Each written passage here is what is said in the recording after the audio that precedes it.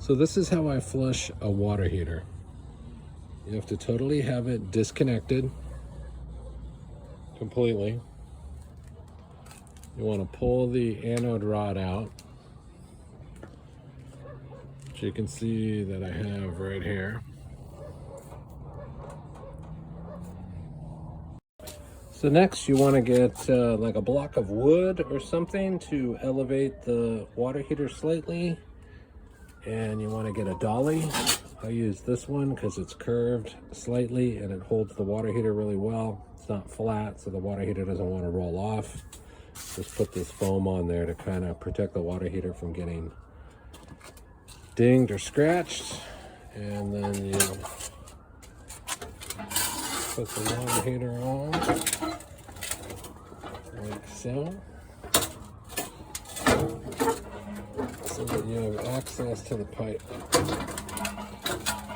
So this one kind of comes out right here. You also want to make sure you don't smash up any wires or pilot tubes or main gas tubes at all. So you can always remove the burner assembly and remove the valve, and do the same thing in the port where the valve goes. You can put a small tube in there. If you know there's a lot of sediment in there, I highly recommend it. It gives 2 points of access for the sediment to get out. So you can kind of see how I have it, right? It's poking through. I'll show you again when I lay the dolly down on the block of wood. So you want to make sure you take the anode rod out. Get that out of there. That way you have access to the top of the water heater. Sorry about the lighting. Where there is an open port, so you can put water in. You want to take a small section of 3/4 inch pipe, any kind of pipe that's threaded, 3/4 inch. This is a section of copper, which has an MIP on the end. And you want to take the drain valve out, so you can see inside there's sediment. And you just put that small section on there. And that's where the water's going to come out. And, sorry, do this left-handed. And that's where the water's going to come out. And it also keeps the water away from the burner assembly when it's coming out. Something like 3.5, 4 inches is fine. And then you want to get something that you can use to poke up in there. So you can use a piece of wire and you'll poke up inside there, and then that'll free up any sediment that's trying to come out that's blocking the end.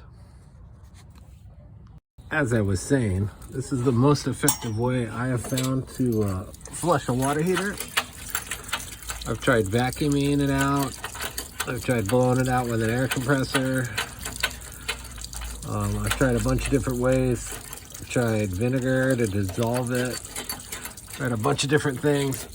But I find that basically if you get the water heater free and you kind of get it inverted at an angle and you just send water down there, naturally it just all wants to kind of come out of here.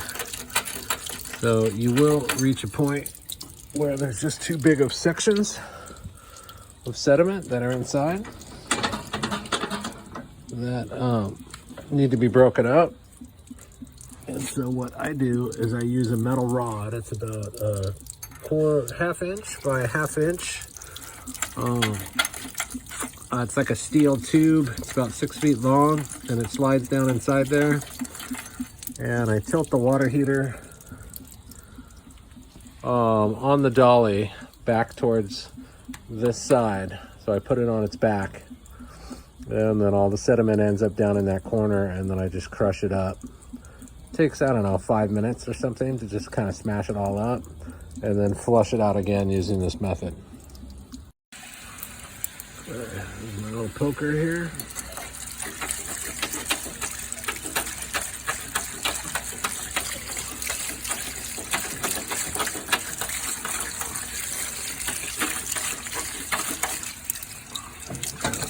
Rock the water heater a little bit.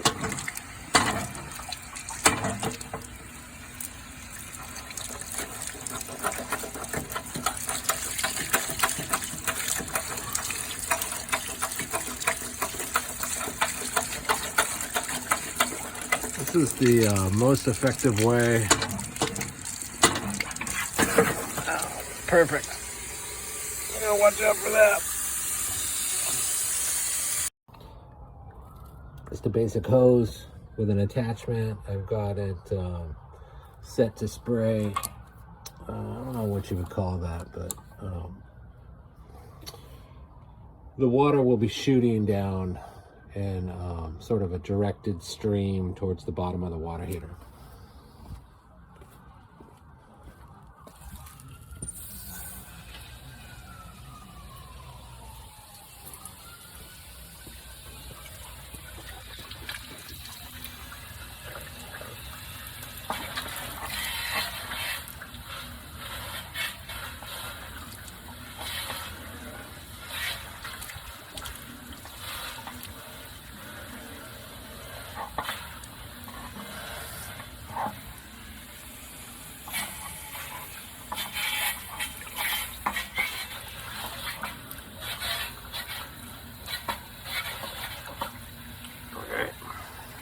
All right, you can see the water heater is elevated.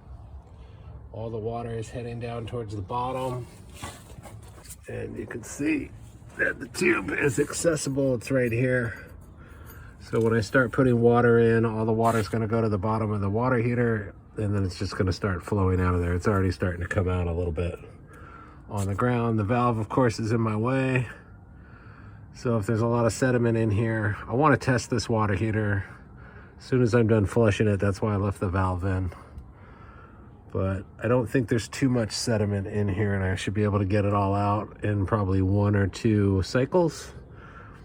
But let me go ahead and start flushing this, and we'll see what comes out. If you pull that tube out, put your finger in, you can feel if there's any more. There's a little bit more in here. So I'll give it one more flush. Use this poker. Get up in there.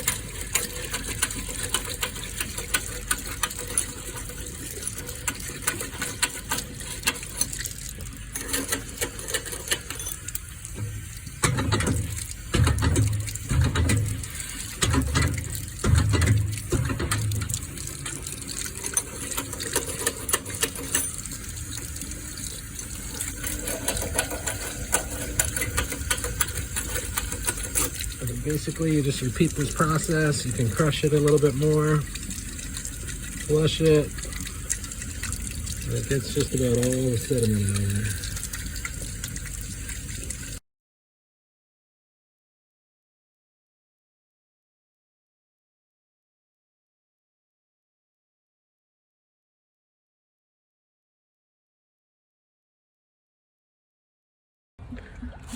That's all the sediment that came out of this one.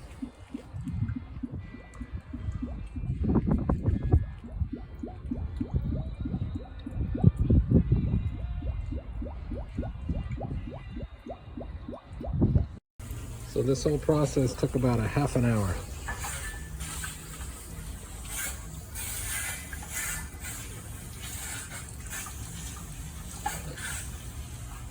Obviously, there's some more sediment coming out of there. It's about a half an hour, maybe 40 minutes, but it's very effective. This is the rod I was telling you about. So it's real simple, right? It's a square tube. And just insert it. Drop it down slowly.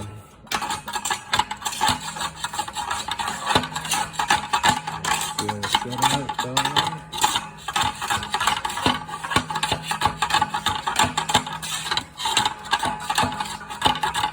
This water heater is only 3 years old, so there's not very much in there. You can see on the second flush that it's so clogged up, barely any water's getting out. So,